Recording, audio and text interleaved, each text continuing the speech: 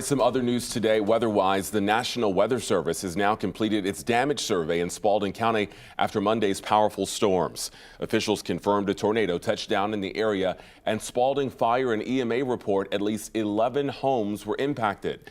11 Alive's Grace King is joining us live from Spalding County today. So Grace, you've been meeting with meteorologists from the National Weather Service. What are they seeing out there?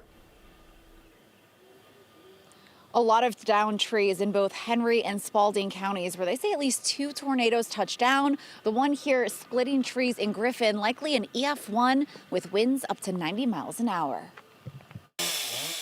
On Tuesday, a cacophony of chainsaws ringing across Spalding County as crews work to clear trees from driveways and homes. I was very close to caving in the living room right there, so yeah, we were very lucky. Bryce Dempsey didn't know what to expect when he heard several trees tumbling down. We heard this tree over here come down, and it was just like sounding like a loud bomb, and it knocked this tree over, fell on the porch, took off the railing to the stairs. Thankfully, the trunks fell away from the house, but there was still plenty of debris and damage for him and his family to clean up. And it ripped the meter off of the house.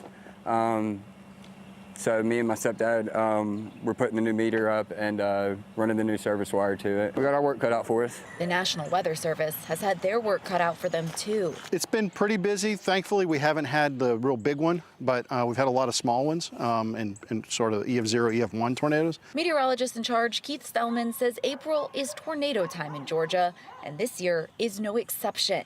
I think we've come across about the worst of it, which is in this general area within the Griffin area. He spent the day surveying damage in Spalding County to determine what may have touched down. We see one large tree down on the house, but when we're looking at the trees around it, they seem relatively unscathed. And then there's a house right here with some siding that has some damage to it. That's indicative of a certain wind speed to cause that.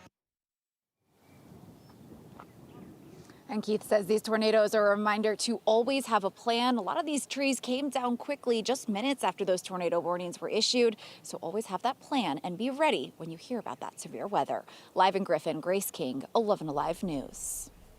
All right, Grace, thank you so much for that. We just got to look on the ground with Grace. Let's get over to meteorologist Melissa Nord with a look from studio. Melissa, what are we learning today? Well, we know at least 2 tornadoes, but they were also investigating if there was a possible third track. So we have the EF1 near Griffin, where Grace was, another EF0 that was in Henry County, north of Locust Grove, and that actually you can see here on the track passed over I-75 just north of the Tanger outlets in Locust Grove. The winds on that one only 75 miles per hour, but it was on the ground for about 1.5 miles over a 2-minute span, and at that point moved across I-75 and then lifted. So waiting on the track for that Spalding County tornado that should come out this evening within the next couple of hours.